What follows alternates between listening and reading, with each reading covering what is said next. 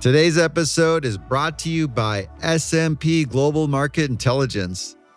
S&P Global Market Intelligence has private companies covered. Whether you're looking for your next investment or M&A target, conducting peer comparisons, assessing counterparty credit risk, or monitoring your supply chain, S&P Capital IQ Pro's extensive private company data can give you the insights you need for a competitive edge. Uncover tangible insights on private companies by visiting spglobal.com/private company data. Again, that's spglobal.com/private company data. Hey, M&A scientists. We all know that tracking progress in M&A is crucial. But let's be honest, manually creating reports is a time-consuming headache.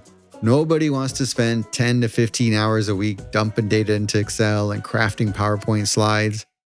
That's where Dealroom BI comes in. Dealroom BI automates all your M&A reporting completely. We're talking about pipeline reports, showing where every deal is at, what stage they're in, and timelines. Need a full diligence readout? Done. Want to track integration progress against milestones and synergies? Dealroom BI has you covered. You can even schedule these reports to be emailed out automatically on a weekly basis. Imagine reclaiming all that time you spend on manual reporting, put that analyst back on sourcing the next big deal, and let Dealroom BI handle the rest. If you're tired of wasting time and want to streamline your M&A process, check out Dealroom BI. Visit dealroom.net to learn more. Trust me, it's going to save you a lot of time and headaches. Here's to the deal. Hello, M&A scientists. Welcome to the M&A Science Podcast, where we learn from the best in M&A to uncover proven techniques for enterprise value creation. If you're interested in learning more about how to optimize your M&A practice or want to get involved with our community of forward-thinking M&A practitioners, visit mascience.com. Subscribe to our free weekly newsletter. If you want to keep up with us on the go, head over to LinkedIn and follow M&A Science. I'm your host, Kisan Patel, founder and CEO at Dealroom and chief scientist at M&A Science. Joining me today is Andrew Kelley, VP Corporate Development and Ventures at FIVN, traded on NASDAQ under FIVN. FIVN is an intelligent CX platform provider, bringing the power of AI innovation to customer experience and service for more than 2,500 customers worldwide and facilitating billions of customer engagements annually. Today, we're going to talk about optimizing your corporate development team.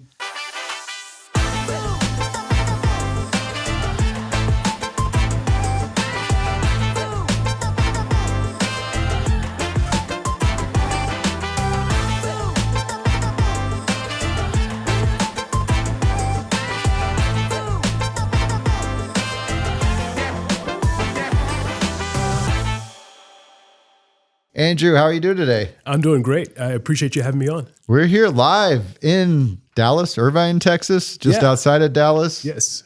At one of your newer offices or acquired offices. Yeah. So Acquion, this is a tremendous transaction for FIVN. As we keep building out to the portfolio, we're happy to have the team. I sound a little under the weather because I'm just back from Bangalore and Chennai, visiting the team in India last week. Well, great. Well, thanks for taking time from doing deals to have this conversation. Yeah. And after enough persistence, it took a lot of chasing to finally get you to do this. I'm kind of busy, and that's not a flex. I am trying to delegate more and more, so I'm not as busy, but happy to do this. This is the number one lesson already, that persistence will get you everything you're shooting for. So like all deals, you got to put the chase in to make it happen. Can we kick things off a little bit about your background? Yeah, absolutely. So I've been in the deal business a lot. So I've done roles like this at IBM and at Dell and a business equity portfolio company. And I'm also a recovering investment banker, right? So I've seen a lot of different things, both on the buy side and the sell side.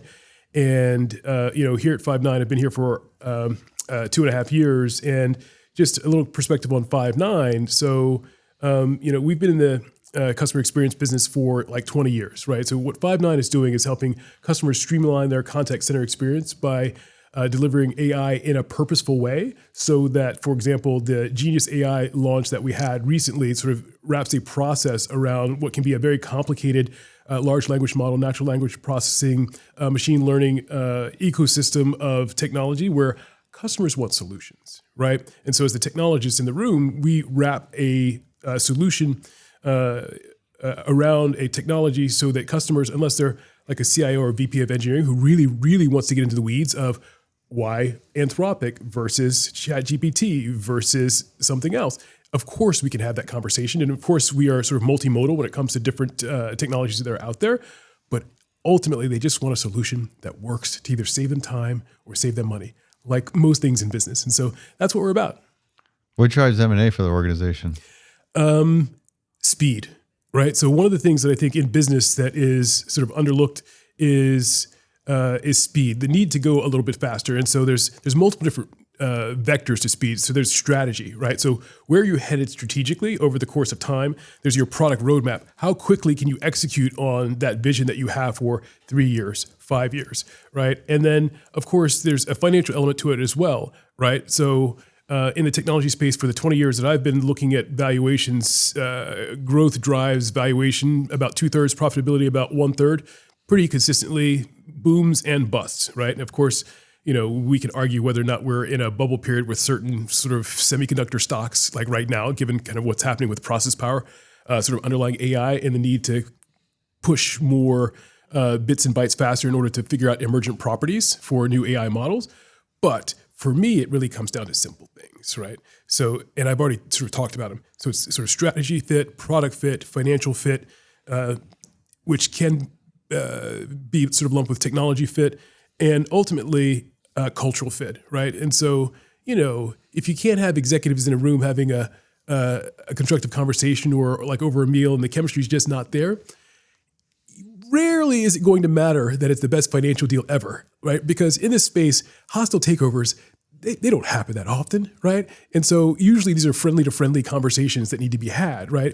And that's the way that you really sort of uncover whether there's a there, because you can have a hypothesis going in, but most of the times you don't really know what you're buying. And that's the whole point of diligence, right? To get a click deeper than the website, a click deeper than a surface conversation with the CEO or founder, a click deeper than a management presentation, a click deeper than scouring the data room until you're kind of like all the way in and kind of thinking about like, how are the companies practically going to operate on a day-to-day basis in sales, in R&D, in finance, in all the functions that kind of make the world go round from an operations perspective. That's the real stuff. Even though, of course, I spend a lot of time in PowerPoint, right? And the PowerPoint is good for communicating, but like there's an operational element that's much, much deeper than that. That brings us to our first question. What are the foundational skills you believe every corporate development team member should possess to effectively contribute to M&A activities?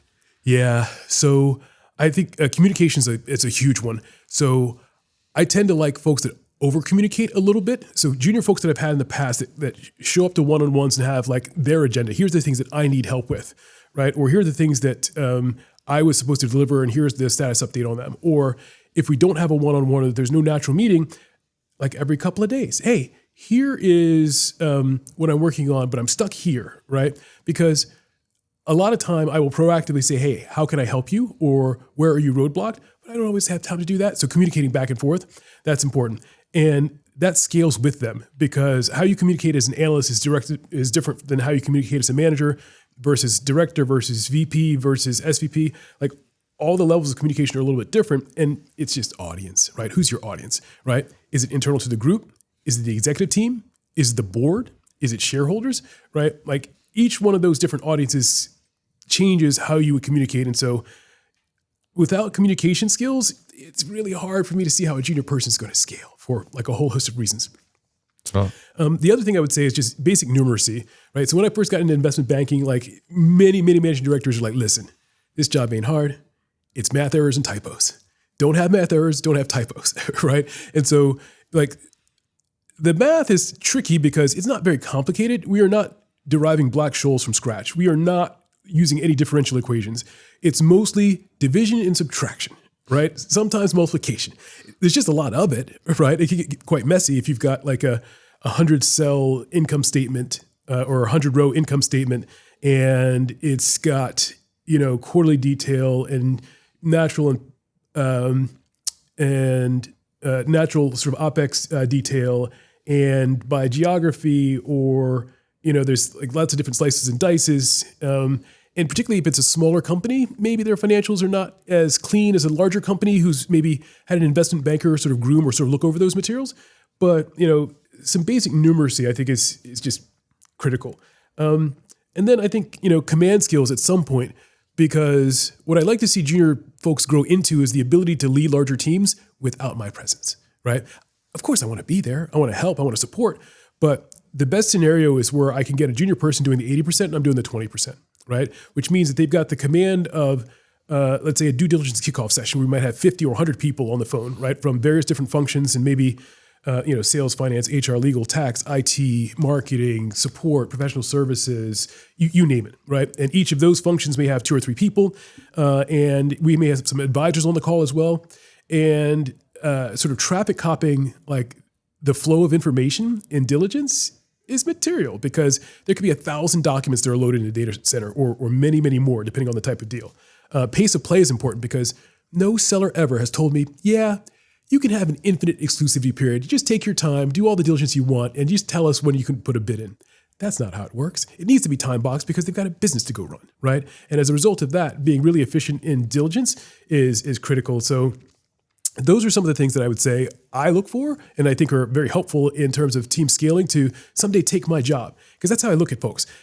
I hire people based on, do I think that they can take my job one day? And if I don't think that, rarely do I make a hire. That's like a really good perspective to have. I have a note about diplomacy. Yeah.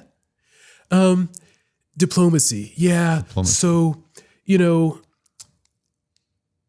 role of corporate development is tough because you often don't have a lot of direct line reporting and authority over the people that you're actually wanting to do work. And some people can be very eager. They've done M&A deals before. They know exactly how it works. They're excited to do it. They know it's moving the company forward. Other people may take the point of view that, hey, I have a day job. This is something on top of the work that I already have to get done. And now you're asking me to do this under this really tight timeline. How on earth am I going to get this done? And so there's a lot of resistance there, right? And so the diplomacy is being able to figure out, is that somebody you can kind of win over? Or is it somebody they need to escalate to me? Or is it somebody that I need to escalate? Or do we need to sort of have change management? Because, deal to deal, it's great to have consistency where you have, the same subject matter experts or work stream leads in each function. But, we don't always have that luxury, right? And so knowing how to be diplomatic about recognizing that, yeah, someone is totally overloaded and this would be the straw that sort of break the back, right? And figuring out a way to either replace them without them feeling like they've lost an opportunity or without sort of making it seem as though they're not capable. That's not the issue. The issue is, how do we do the best thing for the company? And the best thing for the company is to get the best subject matter experts possible in each function every single time. Because you can have a beautiful standard list of 500 questions for like all of your diligence work streams. It's the subject matter expert in that function that knows the questions that are not on that list or the questions that are not relevant for that deal and how to perfect that list so that it uncovers the things that the company needs to uncover to identify where to go and focus and spend time. And you really can't teach that. And so somebody who hasn't got that experience, it can be a bit challenging for them in due diligence. And so those folks, they tend to get propped up a little bit more versus folks that are maybe more old hands where you're like, yeah, they're just gonna crush this. So just let them go, let them do their work. They'll pop up. It'll always be A+, and you don't have to really worry about them. And so, like with everything, there's a distribution of talent, and why would due diligence be any different from that? So the key skills I picked up on are over communicate, know your numbers, take command, and balanced diplomacy. Yeah. I think that's it. Those are good things that I think most junior corporate dev people that I've seen at IBM, at Dell, even like folks that are in the private equity backed world. I think all of those things matter a great deal. And it's just in the private equity backed world, you may have a little bit more help because you may have analysts and associates from the private equity firm also who are kind of really good at sort of getting through investment committees and do a lot of deals and see more things across the portfolio than you might at a sort of a buy-side company or a platform. You mentioned junior team members. Yeah. Your underlings. How do you develop them to possess these skills? So the first thing is I never call them underlings. I call them minions. No, I'm kidding. The first thing that I really do is I tell people, we will do everything that our HR team tells us to do in terms of like the annual cadence or the, every 6 months we're going to do such and such and fill in some forms. What I want to know from you is a couple years from now, what do you want to be doing? What do you want to add to your resume? Like what is the bullet that you want to add to your resume that you don't have, right? And let's talk about that. And specifically, let's talk tactically about how do we get you set up to flex that muscle. Maybe that's presenting to an executive team, right? And so some meetings can be quite testy because going into that meeting, there's a radioactive element to the deal or the transaction that is going to lead to some spicy conversations, right? That is not a great opportunity to put a junior person like on the spot sort of leading a conversation. That's not going to go well. However, there are things that are more developed where okay, this is more of just a regular update, right? Where this junior person has been involved in the transaction and has been doing the work, and it's actually easier for me to like sort of let them take the lead than for me to sort of take the lead and communicate basically all their work. Now, don't get me wrong. Most of my job is taking credit for junior people's work. That's how you advance in corporate America, right? However, I'm also long-term greedy. And what that means is I want to do less and less work that I've already done in the past, right? So, I've built like dozens and dozens of, comparable company sets, right? Whether it's transaction precedents or publicly traded companies or like discounted cash flow analyses. Like if there's an analysis that I haven't done, I'd be wildly surprised to hear about it. But fans, write in. If you've got something that you think is new and groundbreaking, I want to hear about it. But mostly it's letting junior folks kind of flex muscles that they need to in order to get to that next level, right? And so I think that most people on a daily basis operate on multiple levels. The role that they're at, the role below them, and the role above them, right? And I tell folks, if you want to get the next job, already be doing it. That's the easiest way to get there, right? And so that doesn't happen if you don't stop and take a look at what are the kinds of opportunities where they need to flex that muscle a little bit more, get more reps, right? In order to be comfortable and confident in executing on communicating to executives or putting together sort of, what I consider to be perfect product, which is no math errors, no typos, that's sort of internally consistent work product, right? I think that's really important. It goes back to, the numeracy part of the role. So I like that approach where you're just really giving that opportunity for a person to sort of build along to the areas that you've already been there, done that.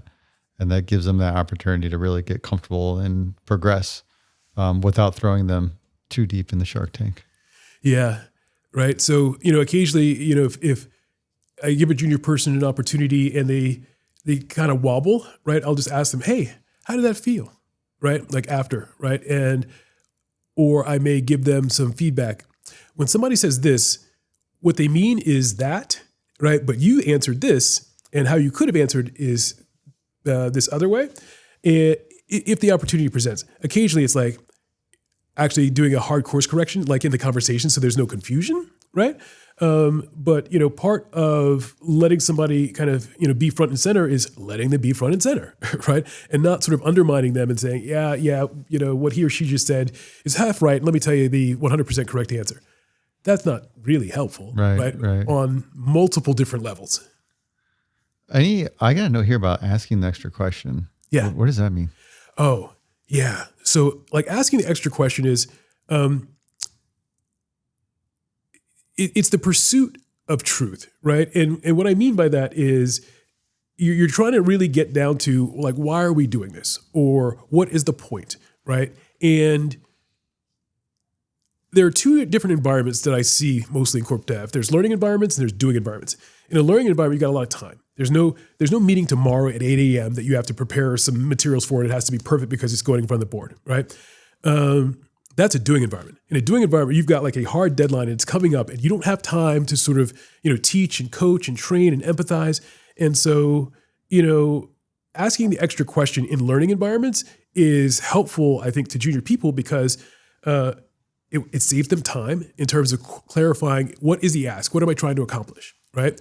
Or we're all going really, really fast. And so is there an extra piece of information that we actually already have that they're struggling to put the analysis together for because they've got a hole, right, that they are going to have to make some kind of simplifying assumption for, or maybe the hole is so big that any kind of simplifying assumption would make the analysis sort of, garbage, like garbage in, garbage out, right? And so, asking the extra question is about saving time, like both ways for them and for me. And I think also from a developmental perspective, as you rise up the ranks, like figuring out like what is the precise additional question that you need to ask in order to kind of move a meeting forward or get to a decision or to sort of take action. That is a skill that will never go out of style. Yeah. As you were describing, I was thinking of other applications, just generally doing diligence, asking the additional question can make a big difference in peeling back some layers. 100%, right? Because it would be amazing, right? If we had AI bots in corporate development, right? Our bots ask the seller questions and their bots answer back, right? And the humans can just go out to lunch, right? That would be amazing. But I think we're a little bit far away from that. And so until we get there, given the nuances and the complications with certain businesses, it's hard to anticipate like how somebody who's not a subject matter expert and is asking general questions is really going to get to the heart of the matter without asking the extra question and knowing what question that is. So this is good. You got these skills you've identified. You got your approach to developing your team members as they grow in their careers. What about the overall team setup in terms of how you build efficiency, communication, prioritization, all that fun stuff? Yeah, it varies wildly. So I've been both like a lone wolf with like, sole person in corporate development and that there's nobody else. It's just me. And then I've also been on really big teams where there's like 20 people in corporate development, right? And so it really comes down to who are your end customers, right? Your end customers, that is, the GM of a business unit or the CEO of a company, right? Like who are they and like what's your velocity, right? Are you doing a deal every few years or are you doing a deal a quarter, right? Those things sort of dictate how large a team you will need and what kind of support do you have. If you're private equity backed, you're going to have support. So you don't necessarily have to think about like new debt financing because you maybe have an ex-debt finance person who works at the private equity firm. Their entire job is thinking about leverage finance, senior loans, mezzanine, convertibles, and they've got 10 different relationships across Wall Street with money center banks that they can get you rates and terms and prospective credit ratings like a lot easier than you could on your own, right? And so I think setting up the team is really thinking about like, what does your end customer need? What's your velocity going to be? And then what do you want to do, right? So is it only acquisitions and you've got an integration team? Or are you going to do venture as well, right? Or are you going to do some joint ventures in there, or maybe some OEM or partner work in there as well?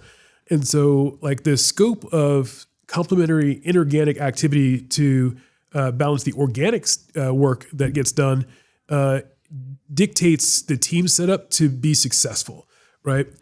Like with most things, and thinking about risk management broadly, you want a little bit of redundancy in the system because humans can miss things, right? And so if you're working on a multi-billion-dollar transaction with just one human, you're going to overpay somewhere. There's no question, right? You're going to miss something. It's not possible for like one human to kind of like know all of those things. And so like, how do you set yourself up for success is going to be maybe a couple of 2 or 3 levels of redundancy, right? And so someone takes a first crack, someone reviews, right? Because it's hard for the brain to be both a doer and reviewer of work at the same time. I've tried to get better at this over the course of my career, and I still struggle with it. And so particularly for junior folks, if you both have to produce something and sort of edit your own work, it's quite hard, right? And the same thing goes, I think, with most people. And so I think it depends, which is a wholly unsatisfying answer sometimes to questions, but that is my answer. It is a big variable. So what you described was the team size, which really is based around the configuration of the deals you're doing, the velocity, And then you got this other nuance of just your general approach to making sure that you got that level of coverage and the number of reviews from your different SMEs. So fair response on that one. Sure. How about one of the things you mentioned earlier was the emphasis around culture. Yeah. Break that down for me, because everybody talks about it, and I just curious about your perspective of how do you start looking at culture in the deal and assessing the importance of it and how it plays out in integration? Yeah. So cultural is so many things, right? But like ultimately to me, it means people, right? And so I think the culture at the top dictates the culture at the bottom, independent of whether you're on the buy side or the sell side. I think that culturally, the executive teams and how they interact with each other is indicative of how the teams below them will interact with each other, right? I think that in a management presentation or in a site tour or in some follow-up, how the senior people treat the junior people and how the junior people respond to the senior people is telling of the cultural dynamic at that company, right? Sometimes when I'm talking to a company, I may ask 2 or 3 people the same question to see if I get different answers, right? About either vision or mission or strategy or something that's sort of macro level that everybody should probably ought to know, right? In order to figure out like how consistent, right, is communication, messaging, and that's another sort of indicator of culture. And then, of course, there's like simple stuff. You can go just look at Glassdoor. Like, what does Glassdoor say about like the company? Or, the other thing that I've done exactly once in my career is background checks, right? So there was a company where we were concerned enough about one executive that we actually had a third-party background check company do a check on that individual. And, in retrospect, I am now of the mind that if you think you have to do a background check on an individual at a company you're acquiring, you probably ought not acquire that company. Or you probably ought to think about like making sure that person is sort of not coming along, because you know that there's liability coming along because, sometimes where there is smoke, there is fire, right? And you just have to protect yourself at all times, because the seller is always going to know more than a buyer in any transaction. That's just how it is, right? And as a buyer, your role is to really know enough to make an informed decision. You ever had a deal where the CEO, you could tell, is not a good culture fit, but the rest of the team may look pretty good? And, have you had something like that where you sort of see some pieces you may need to carve out to make the deal work? Or do you just look at it and say, nah? So I'm so old and crotchety. I kind of feel that like life is too short to deal with situations like that. I feel like if the CEO isn't backable or isn't sort of acquirable, then that business probably ought to be left alone, because there's something there, right? Because it's going to come down to like that person, if he or she is not acquirable, all his or her direct reports, right, are likely the same. Now, I would say that's for a whole company buyout, right? If you're talking about the acquisition of just intellectual property, like, source and object code, or you're talking about like buying, a piece of IP, that's different, right? Because there's not really people coming at that unless it's maybe a few developers that know about that particular kind of IP, right? But in terms of a whole company buyout, I would say that it would have to be sort of the marginal executive leader that would be left behind in order for a deal to proceed from my perspective. But if it's truly like, CEO or COO or CFO or, somebody at the top 3, top 5 execs that is that way, that's hard, right? There'd have to be a really good reason to move forward with that, because I think it's just going to bite you in the end, and the bite is going to be bigger than you ever expected, and your britches are just going to be torn up. It's just not good. Is it me? Am I too hard-headed? Because I'll still look at this deal and I may change the perspective on the valuation and say, hey, I'm going to do a valuation adjustment, but I still want to pursue on this deal. Or it's a problem. I don't know if it's me just grown up with Indian immigrant parents where we're just based on you get the right price, you get the deal done. Yeah. Where from your take, it sounds like I should run away and not do that deal. Well, so here's the thing. Every deal has got its own nuances. And so it's hard for me to generalize, because when I do generalize, immediately there's going to be a corner case that disproves my generalization. That's going to happen, right? Fair acknowledgement. I say that because life is short and because there's so many deals out there to be done, right? There's so many things to be done. I think that and people are so important to getting things done. I think it's a real challenge to like not have that fall into place. Again, unless it's truly an IP buy and you really don't need the people, which is weird in tech because I think most CTOs will tell you just getting the code in and of itself and having their developers like pick it up and run with it. The first thing the developers are going to want to do is rebuild the code in the frameworks and language that they like, or do a massive number of tweaks. And so you've basically paid for a starter kit to rebuild the thing you just bought, right? And that's not very efficient. All right. I got to stop looking for these messy deals.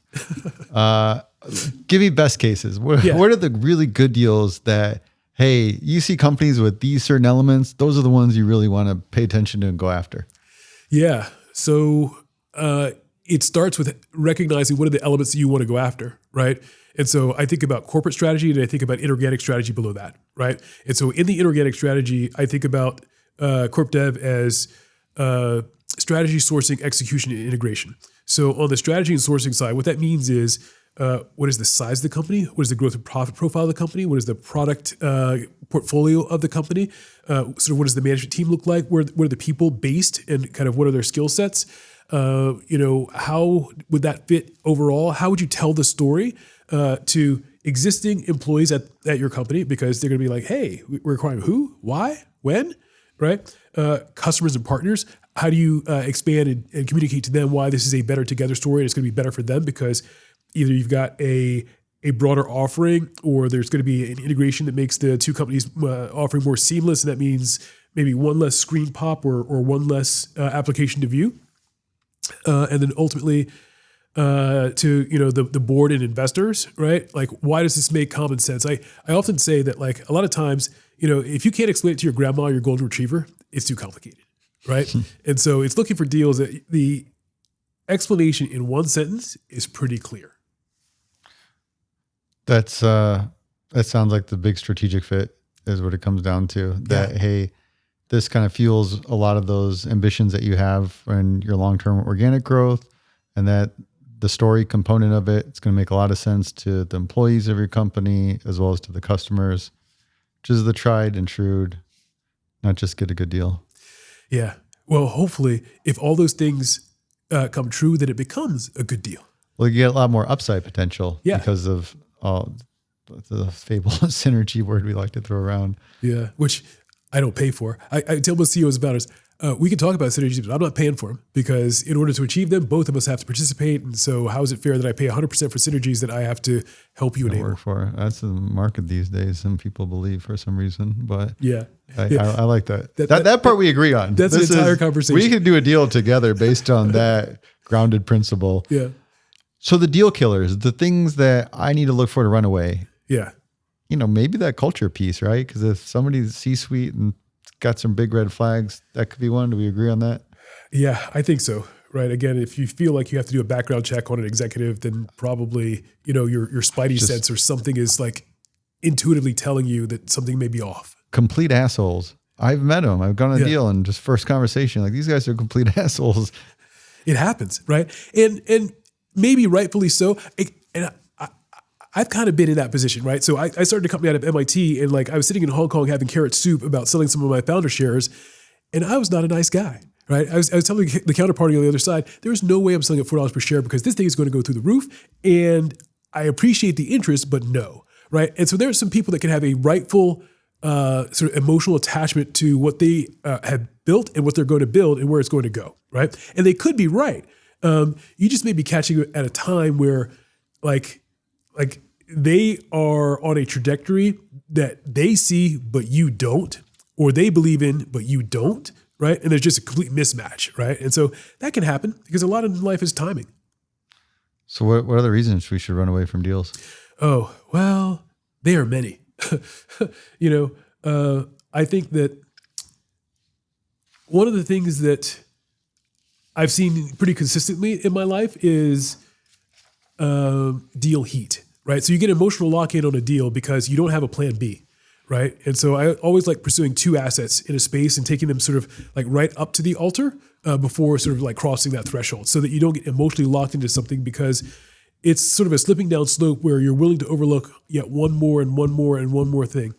If you don't have a walkaway price, right, we are willing to pay up to this and not a penny more. That's also a slipping down slope where you can sort of talk yourself into anything, right? Because valuation is an art and a science, right? And so you can go and cherry pick a set of precedents or comps or multiples or whatever to justify almost anything. And so I when I was at UBS, I had one like senior banker. I'd go ask him questions about valuation. His first question is always, are you the buyer or are you the seller? Because his advice is going to be different, right? Because as the buyer, you're trying to get the lowest price, so you're going to skew low on the comps. Your seller, you're trying to get the highest price, you're going to skew high on the comps. And that dictates how you think about valuation. And so I think those are a couple of things that I would do in order to figure out like what is the right time to run away from a deal, right? Because you're going down that slipping down slope because you're sort of emotionally overinvesting or you don't have a walkaway price and you're about to make an irrational decision because you've got a lot of time invested. And so there's sunk cost, right? Not only your time, but the team's time in investigating the asset or due diligence or maybe money spent with third-party financial or legal advisors that makes you think that, well, we have to go through with it now, even if it's above our walkaway price. Well, that's not true. That's not how the world works. You can always back away from a deal, right? Yes, there is rocket science, but in most cases, this is not rocket science unless you're actually buying rockets. Hey, so we're talking a lot about mindset. Like this isn't, hey, here's a list of some gleaming things that you're going to run across that makes you turn around and run away from the deal. This is more about mindset, that there is little things that pop up, the little red flags, gray flags that pop up. And there is probably a threshold that you should turn around and exit out the deal. But this is more about having a mindset that you don't get emotionally bought in, that you can stay disciplined and objective about the value and the intentions you're trying to create to make sure there's a good outcome and not just doing the deal because of the sake you're in love with the deal. Yeah, that's exactly right. It's process, right? And so like over time, you develop systems and processes in order to help you like perform a little bit better because, if you've been around the block a couple of times, maybe you'll remember them. But if you want to build a scalable team, articulate the process to other people, it'll make your process better and it'll help the company not get into harm's way, sort of inadvertently, right? And so it could come down to asking that extra question. Are we at the threshold of our walkaway price? Or having done diligence, has our walkaway price changed from before diligence because we had a set of assumptions about revenue trajectory or product velocity or customer concentration or, pick your poison, right? Facts and circumstances change. And so one of the things that has to change with that is sort of what your position is, right? You can have a relatively hardline position, but having a hardline position in the face of new facts, that's not rational, right? You have to consider the new facts sort of at every turn because in most deals, every week or two, you're going to learn something that's materially new to you that you did not know a week or two before that should change how you think about that deal. Teach me, how do you cut through the crap? Like, what's your approach to really get in there, get diligence, and not waste a lot of time and resources? And yeah, it's prioritization.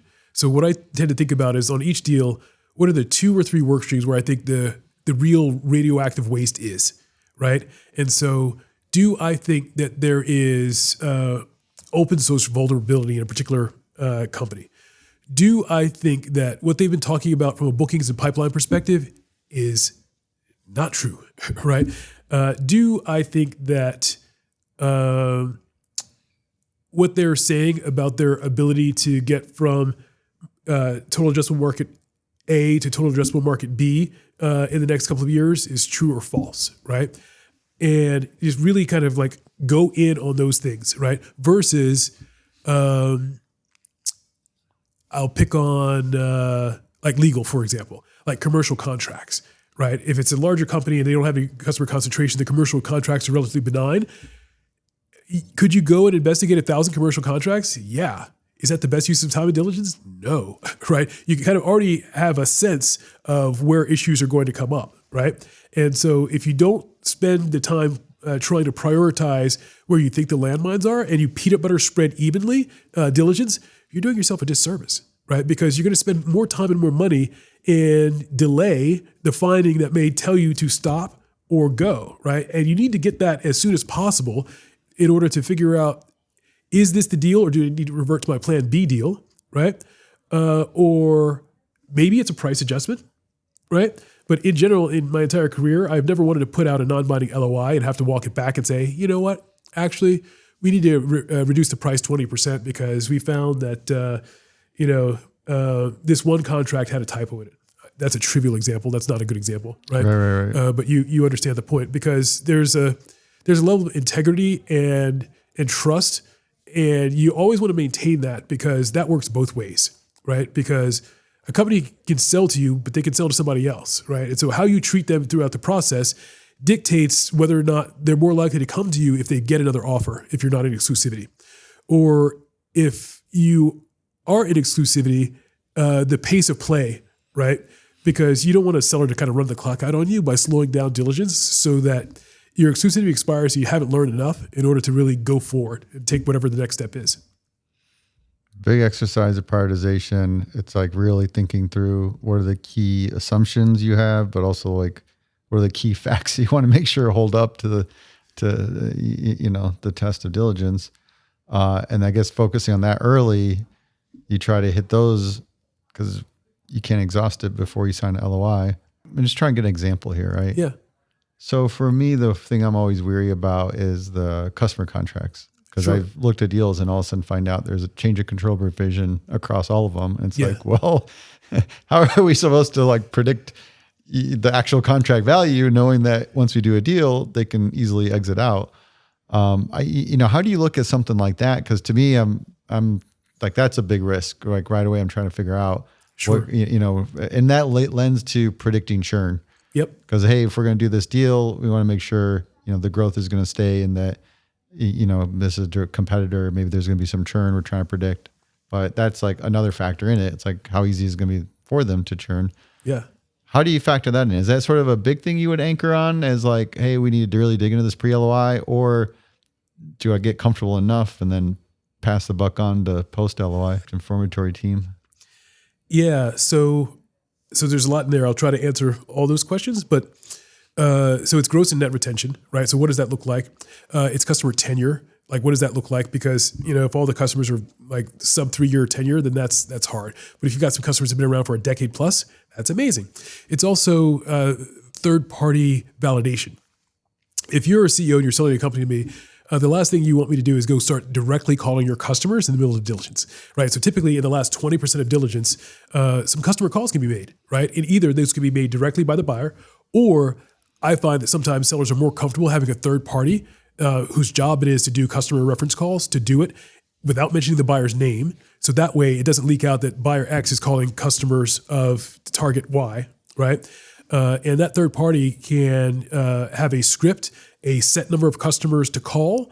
That script and the list of customers provided by the seller can be approved, and the actual work product of that third-party market research firm can be sent to the seller as well, because they can use that to improve their business, right? And typically, like, these are not big dollars. You're not paying, unless you're getting like one of the big consultancies, you're not going to pay $1 million for that. You're going to maybe pay $100K, right? And so, like, what is that worth relative to getting at some peace of mind that customer contracts or customer happiness or customer retention are where you think they are versus what's up on the website? Because websites are notoriously laggy relative to what's actually happening at a business. And so pre-LOI, I think it's customer concentration is at more than 20 to 40%, because that gets really hard, right? It's customer tenure longevity, right? Because the longer the better, the more likely the customers are to persist, right? It's simple things like NPS or CSAT scores. If they're not even measured, then how do you know how happy your customers are? So step one is, if NPS and CSAT scores exist, great, because that means that there is a focus on customers and keeping them happy. If NPS and CSAT scores exist and they're good, well, that's even better, that's a good indicator that things may be going well, right? So there's a bunch of different ways that you can kind of slice and dice. And then ultimately, there may be ways to get some channel checks or some market checks, right? Because if they're not all direct customers and they're selling through channels sometimes, channel partners can be common, right? And so just talking to channel partners about how is product X or how is this category, product Z sort of performing in your channel? What is the general feedback? What do customers like? What do customers not like? Is it doing well in North America only? Is it doing well globally? Those are things that you can kind of find out, right? If you've got a network and if you really want to understand customers at a deep level without actually doing, direct customer dialogue, which, you're not going to do the first week of diligence. That's just silly. I like the direction you took this to understand the customer satisfaction and then better getting a sense of the risks where I don't know if it's me, I'm hanging out with lawyers too much. I'm like, what are the legal risks that we have for them to get out of this contract? So I agree on that. And you probably do get a good sense from the high level metrics, but I'm curious because the customer diligence firm sounds like a really interesting resource to use. But again, like not going to get comfortability till LOI signed to utilize that resource.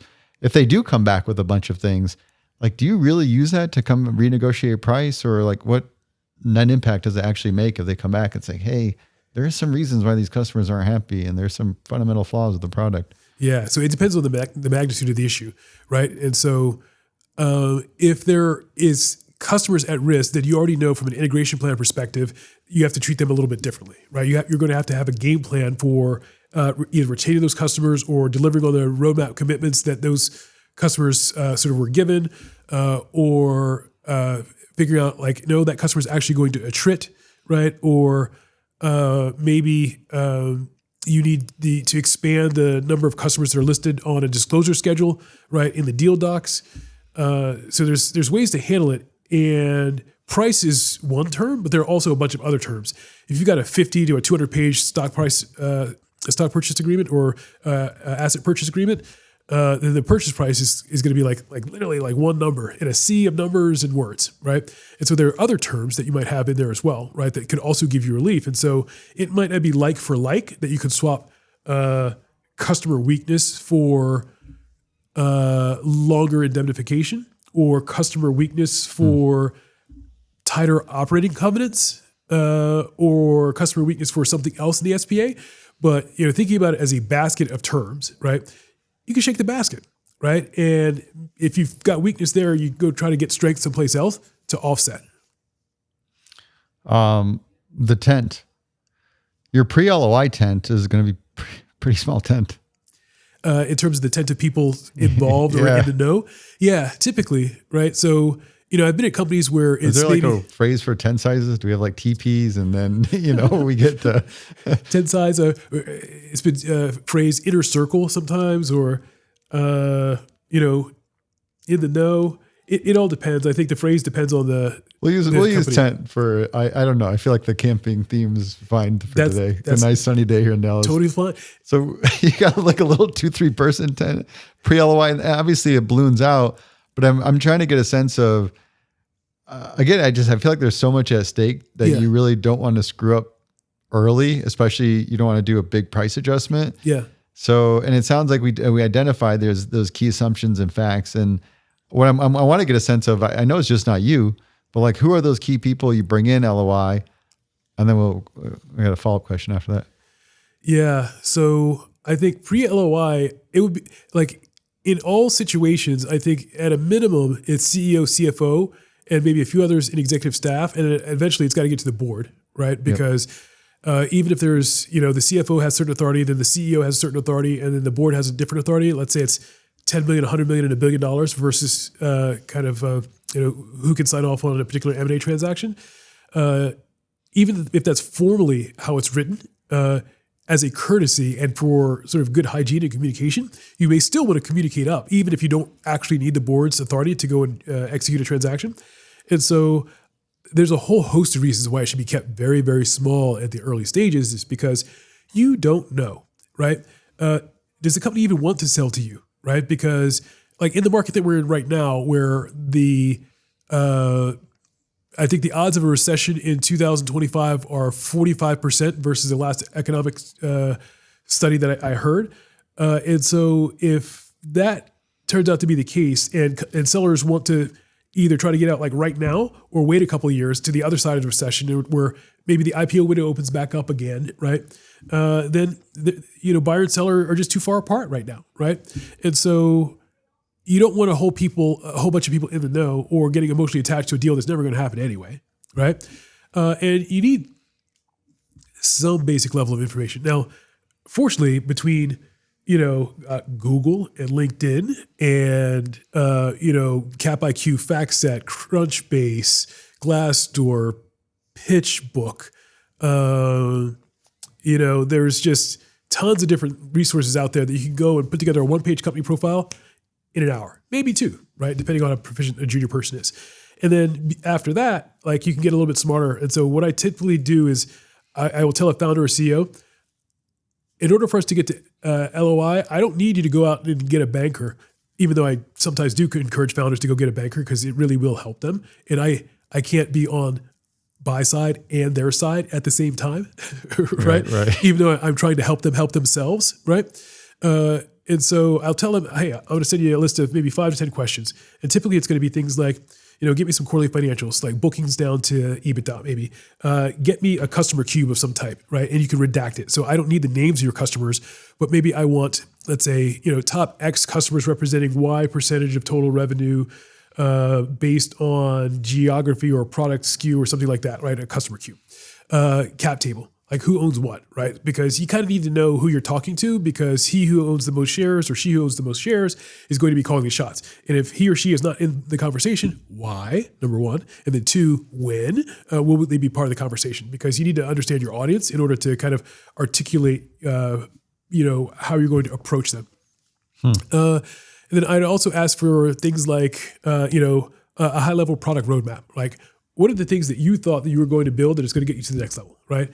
And maybe a few other things, right? But keep it sort of simple. So it's not really a 100-hour request of someone who doesn't know if this is going to get there or not, right? They don't know if there's going to be a huge distraction or, they may have an idea that like the buyer is earnest, but they've got a business to run, right? And so how do you gate and meter the ask to the moment so that you're not overreaching, so that they feel comfortable that they're taking a step that's going to lead to a specific outcome, a go, no-go decision or a non-binding LOI or a specific kind of meeting to have to get them comfortable or a dinner, right? Where, in a 90-minute dinner, you can accomplish so much, right? And it's not necessarily getting into a conference room over banker boxes and a lot of like data and pulling through thousands of pages. It's like talking about strategy and vision and product and where the 1 + 1 = greater than 2 conversation could be. And do we believe the same kinds of things or not? Do you continue that? I feel like early in the deal process, you do a lot of that. You do the whining, dining, get to know each other, get comfortability and trust. But then as you continue the process, does that approach still, I take it, apply well as you start meeting other leaders and so forth? Or I think that's in the honeymoon phase. That's in the first 20%, right? And then you get to a phase where it's going to be naturally contentious because seller wants highest price, buyer wants lowest price. And in that contention, there's going to be some puts and takes. There's going to be some back and forth on terms in the LOI or in terms in the stock purchase agreement or asset purchase agreement. And in those moments, it's hard to sit down and have a cordial meal and not have sort of the deliberations of the deal not sort of taint the appetite, like over some rubber chicken that you're eating. And so I think in the first 20% of the dance, right, I think that works well. And then at the very end, at the closing dinner, I think it works well again there. But there will be like the messy middle in which it will be more standoffish type communication, but it still has to be good rapport back and forth, right? It's just not going to be as chummy. Have those meetings over coffee. Yeah. Okay. Okay. So the other piece, this deal expands out and we start building like these key assumptions and really our deal thesis, and it gets more detailed. LOI gets signed. Your diligence kickoff. You can tell you're a good communicator. Run me through it. Yeah. So it's preparation, right? And it's an anticipation, and it depends on like, so these days we do them mostly virtually, right? Because people are distributed more so than they've ever been. Like back at IBM days, we'd go to the learning center at IBM, which is this massive little property. It has like an amphitheater in it. So like imagine being in a movie theater and somebody's down in front saying, this is what we're going to talk about today. And you've got the entire movie theater full, right? Like that's really old school due diligence kickoffs. These days, all virtual, right? And so it's kind of working with the team to be very precise. Here is why you're invited to this due diligence kickoff. Here's what we're going to talk about. Here's the timeline. Here's what we're going to expect from you. Here's the next steps. And here's where like certain information is that we already have, or it's going to be stored, right? And so it's very basic information in terms of like who, where, when, what, so that you don't waste people's time, right? You need your diligence team to be as effective as possible and not worrying about administrivia, so they can spend their brain power working on delving deeper from a subject matter expertise perspective into the HR, IT, finance, legal, whatever the hot button issue could be. And I think a due diligence kickoff session is about an hour. It's great to have someone from leadership kind of kick it off and say the why. I can do that, right? I have done that. But I love speaking to other people. I love getting other people involved, not because I can't do it, because I want accountability, right? I'm always looking for accountability because I consider it a failure if I have to pick up someone's work and do it for them, right? Either I failed to figure out why they couldn't do it, or I've picked the wrong person to be on the diligence team, or I didn't support them in a way that kind of made them feel that they could be out front and center, like asking the right questions with their counterpart. And so I try to guard against that because that just never goes well. This sounds pretty straightforward in terms of just setting the expectations, and then you're sort of setting the expectations for reporting and findings. Any other little nuanced details? Like, do you have formats or templates you expect them to deliver on? It's PowerPoints and spreadsheets. I've looked at lots of different AI technologies that can maybe automate some of the diligence process. And there's of course deal rooms, and there's other tools that you can use in order to sort of collect data. But a lot of it is just trying to be thoughtful, right? Thoughtful and crisp, right? In terms of what do people really need to know? And then if it's a particularly thorny solution or situation or issue, I may also beta test it, right? So before we get on a call with 100 people, maybe pick two people from work streams that are going to be impactful, with subject matter experts in those work streams that have been through multiple deals before, been there, done there, got the t-shirt, and say, hey, this is what we're going to plan to use for due diligence kickoff. What in here to you is confusing? Or what in here could be clearer to you? Or what do you think the team might benefit from that we added to this, right? So that way, just like in software, you're beta testing something before you're releasing it for general availability to the entire diligence team, so that you're more likely than not to have it land well, minimize questions, minimize frustration, maximize sort of efficiency, and we're going that way. This is why, this is when, get on board. You ever run across accountability issues? Because we mentioned the conflict of the day-to-day responsibilities versus I got some extra homework to do. Yeah, all the time. And so, I think that what it comes down to is figuring out a way to support that person, ideally well in advance of any hard deadline, like the exclusion of exclusivity, or the expiration of exclusivity, or a board meeting coming up, right? Because, or somebody might just get sick, right? Or they may have a family medical emergency, or like life happens.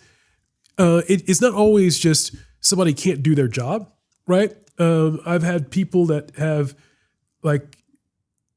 I won't talk about their particular personal situation, but like you wouldn't wish it on their worst enemy, and it has nothing to do with their ability to do their job. It's just they got taken off the field, right? And so you have to figure out a way to maybe work with their boss, or work with their peer, or work with somebody else in that function in order to do some quick knowledge share, right? And kind of sort of restart or kind of pivot in that function so that you can keep doing the diligence. It's just you've got somebody who needs to take care of their life in a meaningful way, and I'm pretty hard nosed, right? But I also have to be empathetic to life happens, and we're not curing cancer here, and you're playing the long game, right? So you've got to Be sensitive to the fact that you may need that person again, that relationship again. And if you treat them as though they're a widget that kind of fell off the machine and they should have just kept on plugging through, you will probably never get their best ever again. And you deserve not to. Such an interesting dynamic of just the function of corporate development. It's just so unique compared to all the other functions in organization in that it is like the extreme case of cross-functional. It's dependent on all the different functions and 100%. Working with them. Yeah. So I think that's like treating that as your team and how you support them. What are like crazy surprises you've come across? Because you got to come across some things in diligence or integration. And I want to hear some stories. Yeah. So like that background check story, right? So, it was someone who was involved with some rather shady real estate dealings. And, I think, at the time I was uneasy, like getting a third party to do a background check. It's not because of the expense of the background check. It's just the fact that we thought we had to do one. Right. And so that's not good. Or, speaking truth to power and telling like a general manager who runs $1 billion P&L that the deal that he's trying to do is a dumb deal, right? And it's not a dumb deal because of anyone. It's because we figured out that the deal was so sensitive to, this particular element in the financial model that the returns swung wildly with just a little poke on that one term that we just didn't realize until we're maybe a few weeks in. And moving forward, that deal probably would have been career suicide for that GM, right? And so figuring out how to sort of speak truth to power without being like Dr. No or Mr. Negative, like that was really valuable because, sometimes those can be kind of career-ending conversations because people can have a lot of political power, like in a big company, right? And so, such and such from Corp Dev killed that deal because of, this, that, and the other, and it can get misconstrued, right? And that can kind of end your upward trajectory, like at a company. So that's not good, right? I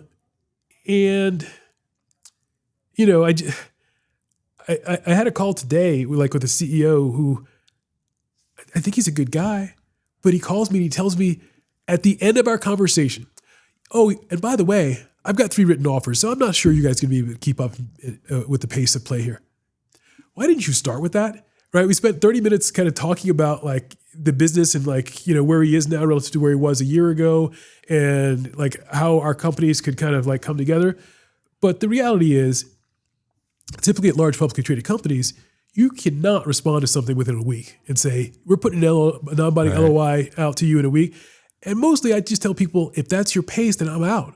And it's not because I don't like you. It's not because I don't like the technology. It's just the reality of we're going to get board members. We're going to scramble the jets and get board members who are like, could be literally anywhere on the planet, like on a 30-minute or 60-minute call for a deal they've never heard of, right? Because you've got an emergency. No, that's not how we're going to do things, right? And so that's why I like to sort of work with executive teams and product development teams in order to kind of figure out like proactively, like, what do we want to do next? How do we develop a plan A and plan B? How do we methodically go after those things? Because that puts us a little bit more in control and we're not trying to catch up with fire drills because I've worn asbestos enough in my career and I don't like it. Surprises come in all shapes and sizes. I like hearing them because I'm like, I don't know any M&A books that you'll learn about that from. Yeah. Teach me like some meat of negotiating and doing these deals. Like, what have you learned? Courting, there's like a good courting the relationship, and then there's just pure, how do you structure the deal right to get it done? Yeah. So, I'd like to say that it's, a super secret, impossible art to learn. It's just not, right? I think most sellers have a number in mind. And sometimes, I talk to CEO and he's like, I personally need to take $5 million and put that into my retirement because I need to set up my family. It's part of a trust and some stuff that he's been thinking about working on. And maybe he's had like a couple of exits, they've not gone well, but he's got a number, right? And that number, right, you divide that by the percentage of equity he owns, and that's the purchase price that he needs to get, right? And that may have nothing to do with multiples or like what other companies are actually valued, like revenue or EBITDA multiples in his space. It's just that's his or her number, right? or it could be, particularly if it's a private equity backed business, right? So you know that like cash on cash returns for private equity tends to be in the 2 to 3 times multiple of money area, right? I think that's true for most of the big PE firms that have raised, anywhere between like, $1 to $20 billion funds, right? And so you can figure out how much equity they've put in, multiply that by 2 or 2.5 times, or 3 times, and figure out like what the debt is, and you can arrive at enterprise value. Of course, there's also multiples. I think, at the country club, if a CEO is talking about the deal that he or she did, they want to be able to say, yeah, and I got 5 times, or I got 10 times revenue, or I got 10 times, or I got 15 times EBITDA, right? Knowing that others in their sector are getting those kinds of deals, right, done, and so they may have a multiple that they're trying to hit. Ultimately, there's a part of me that doesn't really care what their valuation is. I only care as a buyer what it's worth to us, right? And what it's worth to us is more dictated by what we think is fair value, where we think we can take it, right? How we think we can use our go-to-market to get it into the wild faster, where we think there might be dyssynergy. So you mentioned those customer contracts, right? Are there going to be customers that atrophy away as a result of us being announced as the buyer on the deal? That's a reality. And so it's having those conversations in a way that leaves some room, but is also very firm, right? So I can be a nice guy until I'm not. And when I'm not, I'm very direct. Your business isn't worth more than. I don't think we can take another step here. I think this conversation has gone as far as it can go. I don't think we have anything else to talk about, right? Like those phrases are going to come up probably at some point in a conversation. And, occasionally I'll use emotion as a tactic, but mostly I'm getting more settled in my ways and sort of like taking the Jordan fadeaway jumper versus trying to thunder dunk, down the lane. I just have a bit of a different style now. And so I just try to tell CEOs and founders very crisply, so yesterday there's a Singaporean founder who was like, yeah, we've got a tech solution and, we're thinking about selling. So that's why I reached out. And in 10 minutes we had a conversation. I told him why it wouldn't be a fit and specifically, where I thought he could spend his time that would be more efficient for him, because I don't want to spin up a bunch of people on our side. And if he's trying to sell his business, he needs to get on about that very quickly, right? And so it's really about being efficient. And I think over time, people will respect that because time is the only thing that we can't manufacture and we can't buy. What's the biggest bid ask spread you've had to overcome? That's a tricky question because sometimes you don't overcome the bid ask spread. In general, I think if bid-ask spreads are more than about 20%, you don't overcome them, right? And so, if somebody's saying their business is worth $1 billion and you think it's worth $500 million, you're done, right? Now, it may be that there's a way that you can get an earnout, right, where you can say, okay, we can do 400 up front, we can do another 300 over 3 years, and that gets you to 700, which is not your billion, but we're getting a bit closer. Could that work? Maybe, right? But still, that's, about a 30% difference, right? So I was trying to get at, what are your approaches to overcome it? Yeah. Earnout seems to be the de facto. Yeah, and I hate earnouts. Earnouts are problematic for so many the people actually reasons. Done them say the exact same thing. They hate earnouts. Yeah, because you're basically setting yourself up for litigation, right? Because the seller will not really control his or her destiny after they're acquired and their ability to execute. Anyway, back to your original question. How do you overcome large bid-ask spreads? If it can be overcome, I think it's having a conversation about what is the basis for your valuation early, right? Are you looking at multiples? Do you have a number that you need to hit? Back to those questions or the things that I were talking about a little bit earlier about thinking about valuation. And if those things are rational, then you can actually have a conversation, right?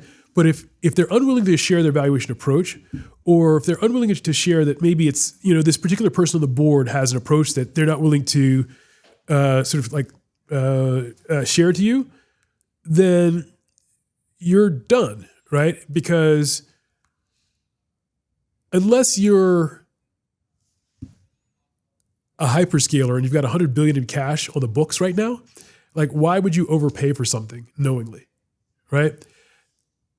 I've never been in a position where I've had to overcome bid-ask spreads of more than 20, maybe 30%. And beyond that, there's some fundamental disconnect in the belief in the future. The founder belief in the future, or the CEO belief in the future, and the buyer belief in the future are fundamentally different pictures, right? And there's no way to make them converge. And so in those situations, you want to part friends in order to be able to have a conversation a year from now. Because if the buyer's version of the future turns out to be true, you don't want to have torched that CEO and founder and told them, you're the dumbest person I've ever talked to. I don't ever want to see you again in life, right? Because life is too short for that. Yeah, that's a good point. There is like a timing element too. And all those factors that you mentioned get me reflecting on my own situation where it's like, hey, we're growing really well, like 60% year over year. Yeah. We got a great, strong future ahead. That's why we hold to this high valuation expectation. The relationship part, you mentioned that you're pretty straightforward on this stuff. Yeah. It sounds like you're just right at it. If we got interest, this is where we see an opportunity.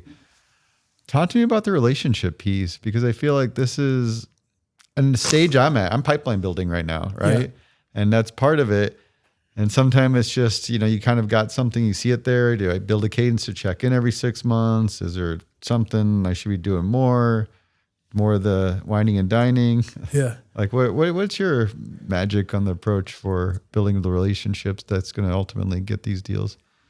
It's not very magical. I use LinkedIn a lot, right? And so I love LinkedIn. right. So I was in India last week, and I had 3 meetings that I set up based on LinkedIn friends that I'd never met. Well, they're LinkedIn friends now, people that I had never met in life before, that I met at a coffee shop in the CEO's office. And one was this amazing, like, peanut butter chocolate milkshake, which was a revelation in and of itself.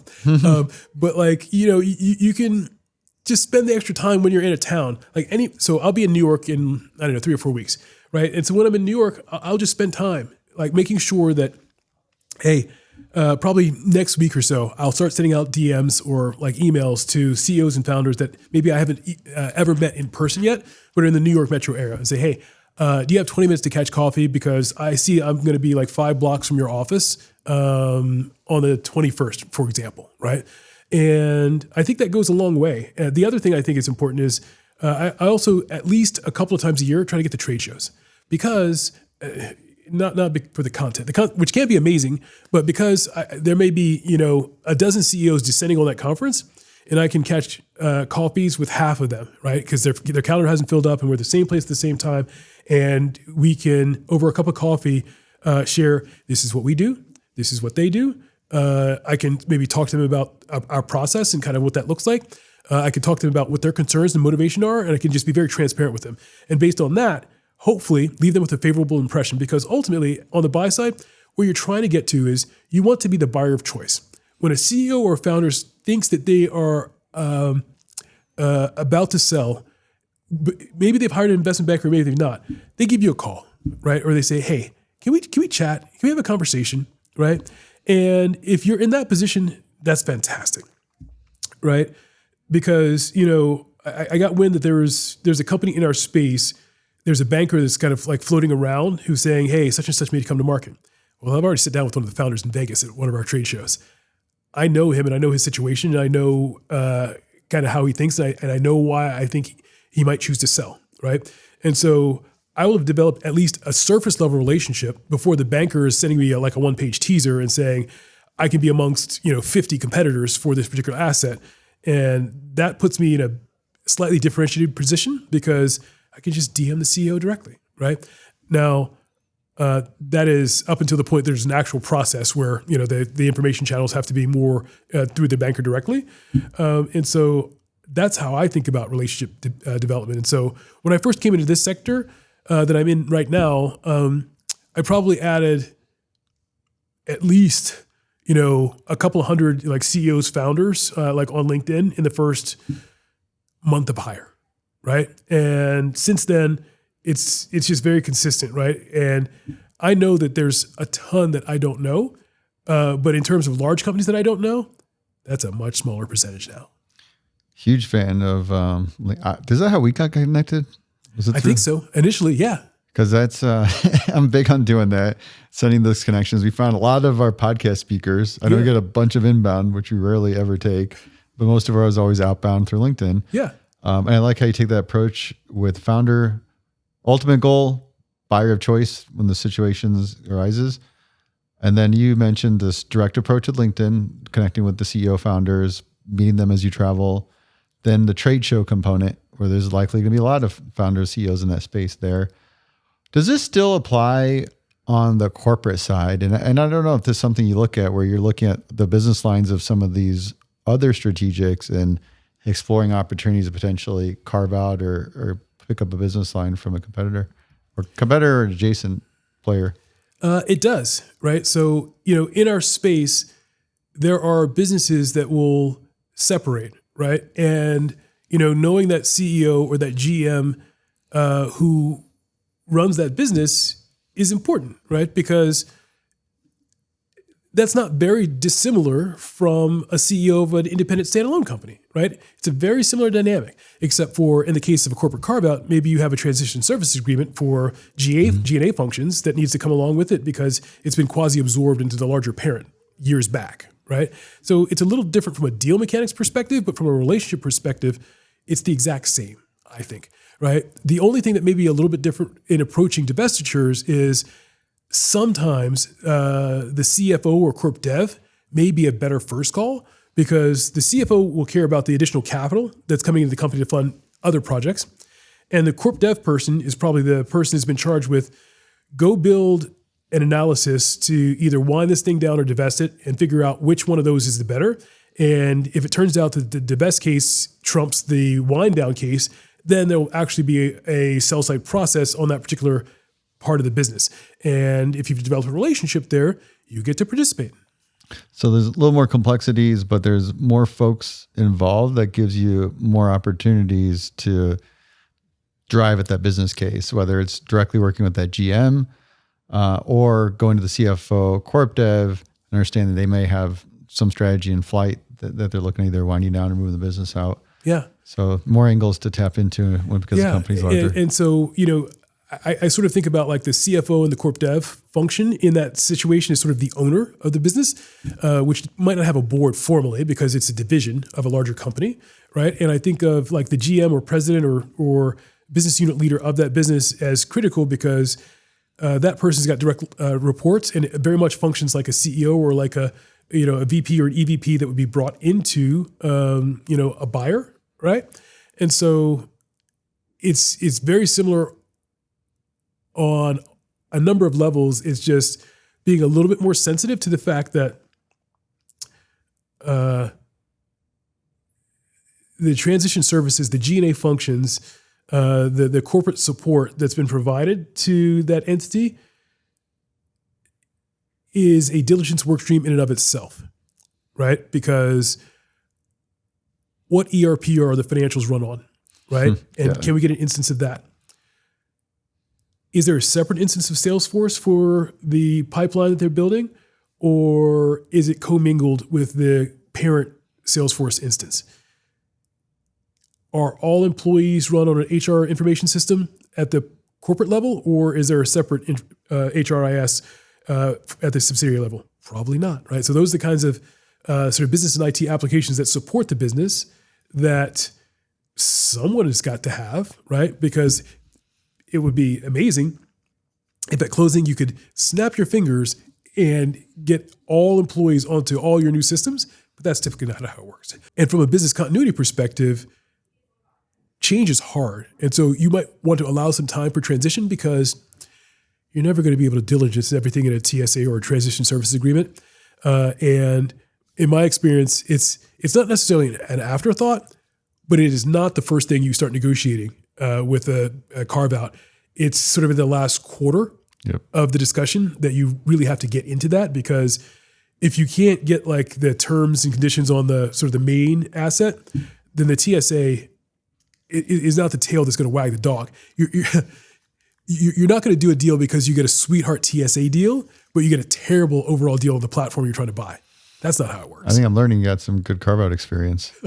Yeah. So, at much larger companies that were multi-billion dollars and growing sort of like single-digit revenue percentages, you have to think about carve-outs, right, as part of the overall portfolio, because you can redeploy that capital into things that are growing faster, right? And so investors can make their own capital allocation choices, but inside of a corporate, you can do the same. And why hang on to sort of effectively dead money, right? Where you can take that and flip it into something more valuable, right? So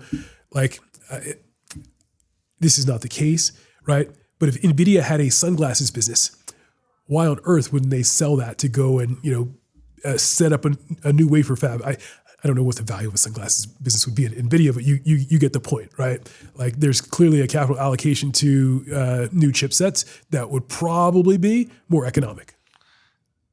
This is going to be the next podcast topic when we do the sequel to this interview. We'll do it all about carve-outs. What? We'll see. Let's see how many people ping Andrew on LinkedIn and tell him he should do a sequel after they listen to this.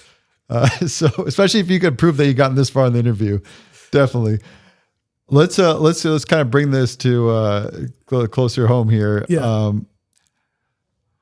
Buyer-led M&A. I've been riffing about it, put a little framework out there, and it's been my reflection in how corporate development teams mature and their process just becomes more and more oriented on the buy side. And I was just curious on your take from your experience. What is a sense of that maturity look like for you? That's all I do. That's my entire career. I'm a recovering investment banker. I've got great love and respect for investment bankers at both bulge brackets and boutiques. However, there's almost never been a time in my career where I've gotten a inbound from an investment banker and I said, oh my God, this is the deal I've been waiting for my entire career. Maybe I'm the only one, but I've been really unlucky in that regard, right? And so mostly I think I've had to work with various management teams in order to figure out what do we want to go do that could pull the roadmap in, from something that we could deliver in 2 years of version 1.0 that's sort of a version 2.0 that we can start selling like right now, right? Or what new geography don't we have that we could get into? Because, so I just come back from India and I've spent time in Brazil and Israel and, I've got an appreciation for what it takes to be on the ground, speak the language, know the locals, have multi-year relationships. And that's hard to do, like from the US, right? In a lot of instances. And it's not about the frequent flyer miles. You just can't be in enough places, enough times if you don't have somebody who's local, right? Or scale, right? So, if it's private equity backed and you're trying to get that 3 times cash on cash return from a private equity perspective, well, part of that is multiple arbitrage. Let's say a private equity firm buys in at 10 times EBITDA, but they can go and add $250 million worth of enterprise value by buying tuck-ins at 5 times EBITDA and integrating them into the business. And I'll use integration with a lowercase I versus a capital I, right? So long as you have at least 4 to 8 quarters of trailing pro forma financials so that the holdco business looks better, then maybe you can sell the whole thing at 9 or 10 times, right? Well, then that can work. Unless maybe I'm on the other side and I ask you the purchase prices of each of your assets and I poke into the integration and figure out that you haven't integrated anything. And maybe I pay you 5 times for those things. And maybe I walk away because I'm not the buyer for you. But you find somebody who's not me, who's willing to do that for you. I want to be on your team. I don't want to do a deal on the other side of the table with you. And so, buyer-led M&A is really all I've done. Here at FIVN, at Dell, at IBM, for Omnitrax, which is downtown. It's backed by Vista, since bought by a sister portfolio company.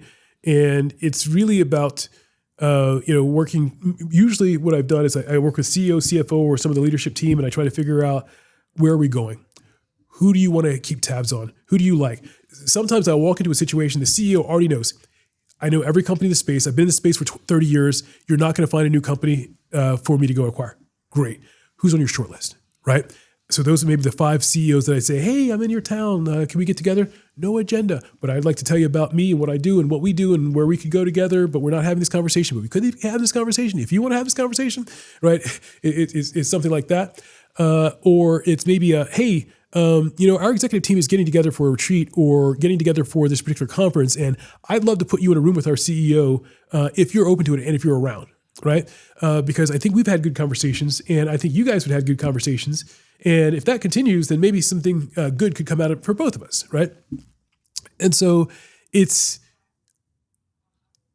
no more complicated than that, right? And I think it's just being efficient and trying to be as thoughtful as possible, right? And so I think for the junior people, what that looks like is prep work, right? And so I would like to think, I've never put a buy-side CEO in a position where he or she had to go into a meeting not really understanding like the minimum about the target, like without at least some kind of briefing, right?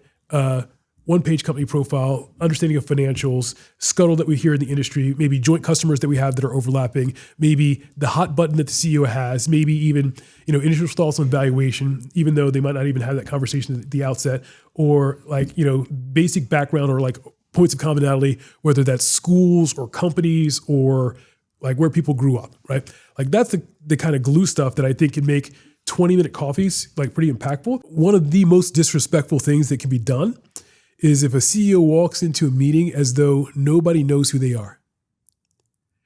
I think you torture a relationship faster than anything when there's been just a sort of a lackadaisical effort put at the prep work, right? I think why even have the meeting, right? If you're going to set the relationship back versus advance it.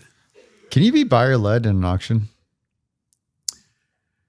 Yes. And that's why I participate in few auctions, right? And so, in an auction process, obviously you having to keep pace of play with, the process letter that the sell-side banker has sent, to the extent that you have interest, to the extent that, it kind of makes sense. I would say that in a lot of situations, if there's, strategic fit, product fit, technical fit, financial fit, cultural fit, valuation fit, it's the product and technical that tends to need to be sorted out. And so what it can look like from the buy side is co-opting the standard management presentation. Okay, the banker, particularly the analyst and the associate, maybe the VP, has spent a lot of time putting together beautiful looking slides. All right, there's 50 pages. Absolutely, they should want the management team to present those slides. And we want to hear it, right?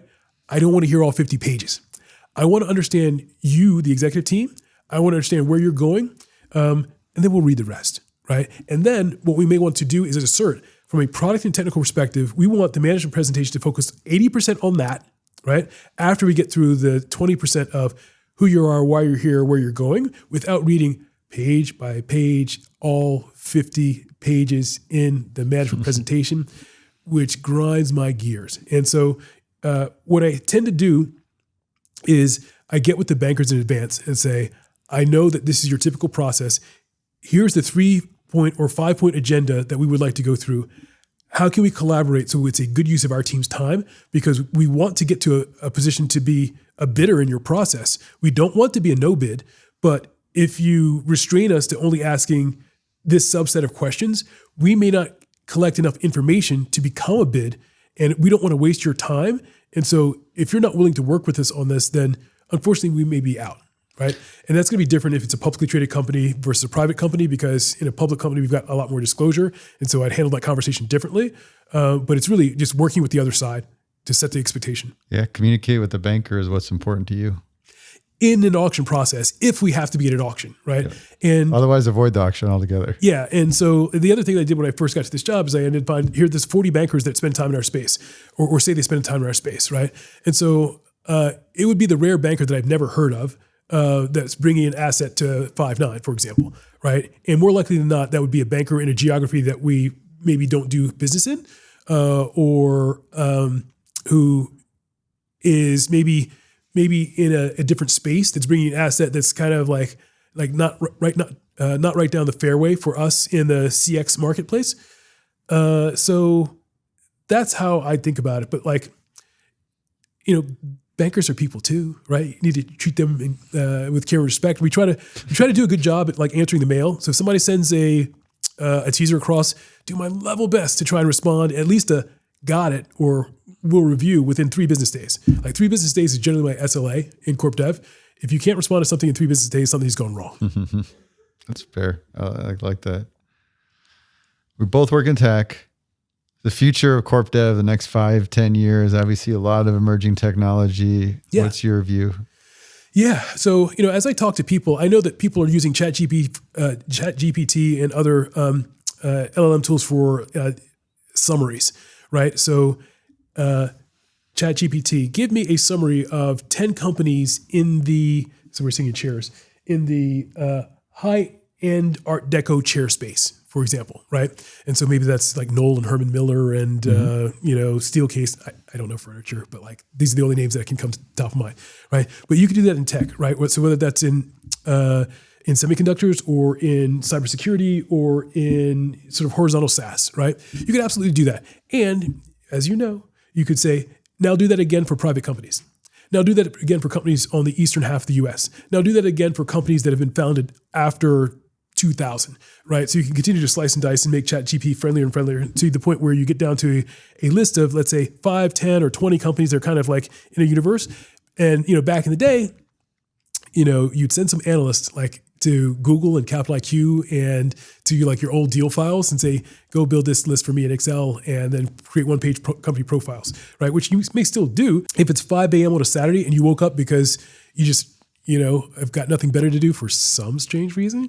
And you want to compile like, a list of targets that you want to spend a little bit of time with over a cup of coffee. You can literally do that on your phone, right? So that's like one relatively simple example. And then I think that the other thing that will start to get automated a little bit more is some of the communication back and forth, right? Because a lot of the communication back and forth is very manual. And that can be good because, in my experience, you need one-to-one communications conduits early in diligence, and you need many-to-many conduits later in diligence. And that's because you need the teams not to sort of tear each other apart a little bit, right? Because they don't really know each other and they don't know what ground rules have been set from the executive team on down, right? And so that needs to filter down a little bit. And so I think the ability to sort of tighten up some of that communication by using some tools and summaries is helpful. And also, like with diligence calls themselves, like recording calls, it's almost standard, right? It's the odd legal call that's talking about a really thorny issue where no one wants a recording to be used as litigation fodder, right? So that particular call is not recorded. But a lot of times, particularly if it's a technical call, or if it's a finance call, or if it's an IT call, and for whatever reason, you've got people all across the planet and they're literally sleeping at the time that the other half of the planet is having the call, you want the recording so they can figure out what's next. Or because let's say you have, in HR, you have 3 people in HR that are working on this, but over time you may have 30 people in HR that are working on this because you may support offer letters or management buyout incentives, or you need to figure out equity, and those are slightly different team members, right? Then having that information, or at least call summaries from the initial calls, I think that'll be helpful. And so hopefully I see technology improving communications, because communications is where deals breaks down. Deals break down all the time because, who was it, Mark Twain, who's saying that the problem with communication is believing that it's actually occurred, right? Or something similar to that. I think that's very true on a lot of deals, right? And so if we can figure out a way to enable technology to help people communicate better and more efficiently, I think that saves a lot of time and heartache. And so I'm looking forward to that in the future. That's the right thing, review in terms of the key element is the people relationship part. And if AI can help do that better or focus better on it. Yeah, I think so, because that's one of the things I think is just really never going to go away. And so using AI to do the more monotonous things so that human creativity and brain power can be spent on the things that change deal to deal, that's where it's at, right? I don't want AI negotiating for me, because I think of like what happens in the stock market with auto trading. And if there's no circuit breaker, right, you could get to some weird outcomes in terms of purchase price. If you had, let's say, an adversarial seller, buyer, bot sort of going at it from a multi-parameter negotiation on revenue growth and profitability and customer count and all these things that do go into the mix. No, we're not there yet. Let's just talk about summarizing calls. Let's talk about summarizing company profiles. Let's talk about automating some of the work that analysts do in terms of putting together PowerPoint. To this day, I fail to have a good AI tool that auto builds PowerPoints. There are things out there that we've been trying and looking at, but because most of corporate America, Amazon expected, speaks in PowerPoint, right? It would be a tremendous boon to have something that automates at least some of the basics of PowerPoint construction, right? Because a lot of time goes into that, because if you're in a 30-minute meeting and you're with people that make a lot of money, sometimes I'll calculate how much it costs per call, right? If you take the hourly wage of like 10 people that are very senior at a company, you could be spending $10,000 on that call, right? In terms of their time. If you are not making sure that is the most efficient use of that call, it's a waste. It's not a waste, right? And so trying to be as efficient as humanly possible would be great. And so, the person who creates a PowerPoint autopilot or a PowerPoint copilot that actually works and doesn't just put out like, kitten pictures, they're going to make a lot of money. I'm pretty optimistic. That's in the 0 to 3 year window. Yeah, I hope so. There's some emerging stuff I've seen the team play around with. Not quite to the level you're describing, but get in that direction. Good. Andrew, what's the craziest thing you've seen in M&A? So sadly, there was a point in time where there was, a person that I had to let go in investment banking. And it just so happened that she was female. And so I've never experienced a person like in actual tears being let go. And so it just turned into a scene. And I sort of had to extricate myself. I wish her well, and I think she's doing well. Like the only other time that's happened, it wasn't in the deal business, is I was running a sales team, and one of my sellers was fabricating calls in Salesforce. And so I had to walk him out the door. It's usually people related, and it's usually something that's sort of, related to somebody either coming or going. And usually it's going, and that's where the craziest things tend to happen. But at this stage, not much surprises me anymore. That's like a whole theme of we could have stories on for anybody that's managed people, that the exits can be tough and dramatic and crazy. Yeah. It's people's livelihoods, right? So you can't take it lightly, and you've got to be sensitive and empathetic and understand kind of where they're coming from and meet them where they are. And it can just be sometimes a little bit shocking to kind of get out of the mechanics of like just sort of doing the job and just having to take a step back and realize, this is not about the job. This is about the human, right? And putting the human first sounds silly and sounds trite, but it just doesn't always get done, right? Yeah. And it doesn't always get done because there's earnings pressure, there's revenue pressure, there's performance pressure, there's all these pressures that kind of come into play. And sometimes the human element kind of falls to the bottom.